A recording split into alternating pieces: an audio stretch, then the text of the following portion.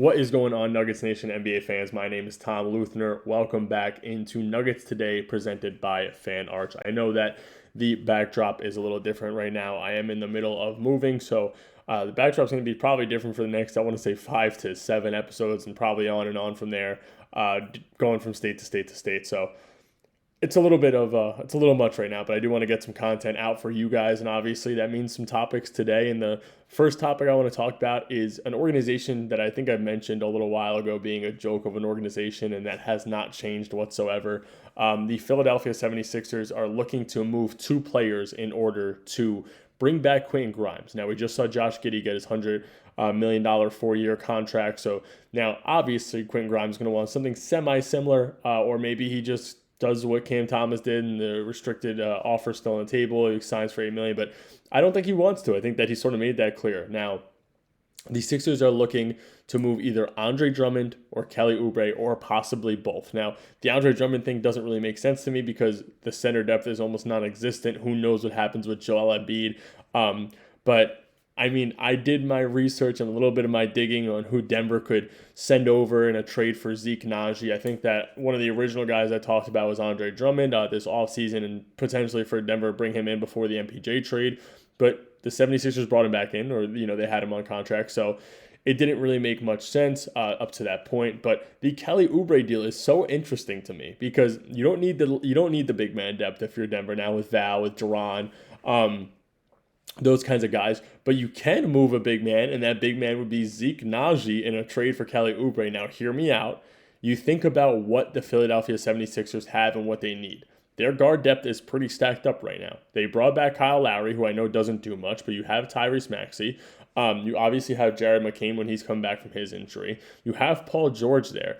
And then you think about their power forward and center. I mean, there's not much there. Kelly Oubre is in the starting lineup right now. And when you bring him, or when you trade him, if you do, that means that, obviously Quentin Grimes is going to step up into that starting lineup. And then Paul George is there with Joel Embiid if he plays basketball. And then your backup centers, I believe they still have Adem Bona, and you have Andre Drummond, who you're looking to move. So when that happens, what do you have there? You let go of Yabusele, but if you're the Denver Nuggets, you're hoping that they think that a guy like Zeke Naji could be their project that Yabusele was before he signed with the Knicks. Licky Yabusele leaves the NBA, goes overseas, comes back, makes a difference for the Sixers when it came to their minutes, not their win total, but their minutes. He played great minutes and got himself a contract. Now, again, that big man depth is almost minuscule. So or non-existent to that point. So if you're able to send a guy like Zeke Naji over, bring in a guy like Kelly Oubre, who can really make a difference for Denver when Zeke Naji can't, I think it could be a massive factor for Denver. Like I said, is it going to happen? Probably not. Can I get my hopes up? Obviously, I could hope for it, but I'm not going to get my hopes up, rather.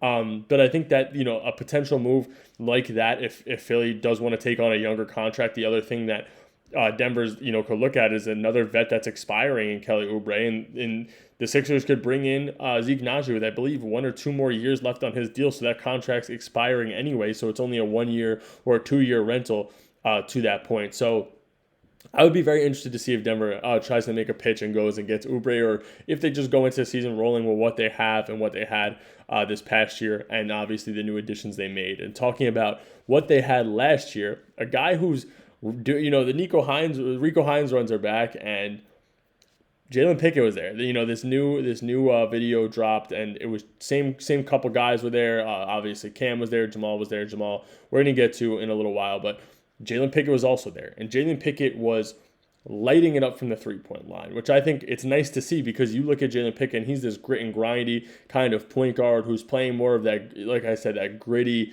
position for you. He's going to come in, he's going to be tough defensively, and he's going to be almost a get-it-all-done guy, not really a knockdown shooter. But, it's interesting to see him being able to light the ball, like light the three-point line up, and shoot from distance, coming off screens and hitting threes. Now, somebody made a good point, and they said that they hope it's not a Ben Simmons offseason tape, where, if you're familiar with that, Ben Simmons is a guy who posts almost every offseason the fact that he's in the lab shooting threes and getting his jump shot down, and come the season, nothing really happens or comes of that at all. So somebody was saying that hopefully it's not something like that. But I also saw Ryan Blackburn talk about it, and he said that Denver's in a good position with Jalen Pickett. Now, Jalen Pickett's a guy who's going to be a plug-and-play guy. He's not going to be this guy who's your second point guard off the bench, which people thought before all the additions were made and the trade for Cam Johnson was made.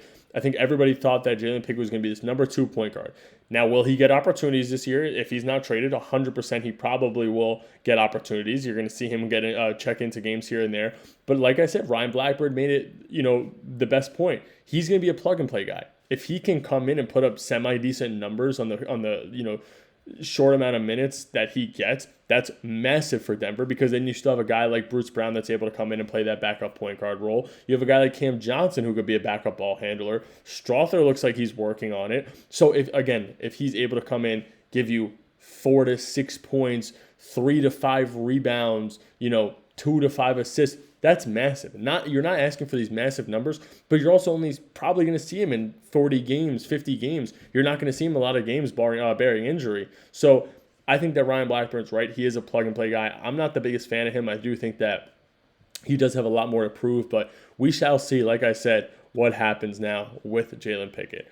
The second to last topic I want to get into here is the NBA implementing a new rule, and that new rule is that the heaves at the end of the games or quarters will not go towards your three-point percentage, which is actually, funny enough, a pretty big factor for Nikola Jokic this upcoming season. Now, I know people don't think that it is the biggest, factor in the world, but you look at the stat of how many heaves were taken this past year, and funny enough, Nikola Jokic was at the top of that list by a pretty wide margin, actually.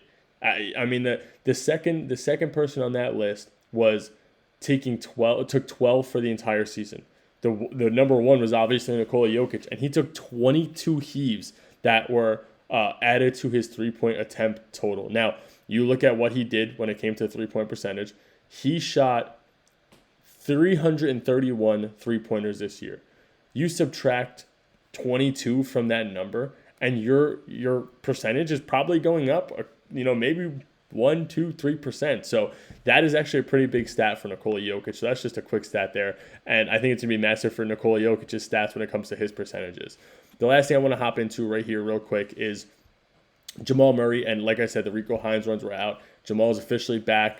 He was running his camps in other states or in other countries rather. And he looks maybe more athletic than I think we've ever seen Jamal look. He looks so thin, and that's always been a problem in everybody's eyes, that he's a little bit on the chunkier side. But he looks so thin. He looks so athletic. And I'm excited to see if maybe we get a little bit of bubble Jamal back to the Denver Nuggets, where he plays a little bit of a more athletic role. But like I said, he looks great. He looks slimmed down. I think that we might see Pickett and Bruce Brown come in defensively a little bit more if Jamal did slim down as much as we really think. But he also looks a little cut. He looks a little lean. He looks a little more muscular. So I think Jamal could be playing a massive role. And I think CT posted it on X and said that he thinks that this is going to be Jamal's first ever all-star appearance, just because of how he looks in the offseason and the work that he's really putting in. And I think there's a different motivation for Jamal, strictly because he knows that this team is more than capable of winning a championship. Anyway, that's all I got for you guys today. I will try to have another episode out for you guys tomorrow. Like I said, I am traveling a little bit right now. But thank you guys for checking it out. Hit that like and subscribe button. I'll catch you guys tomorrow.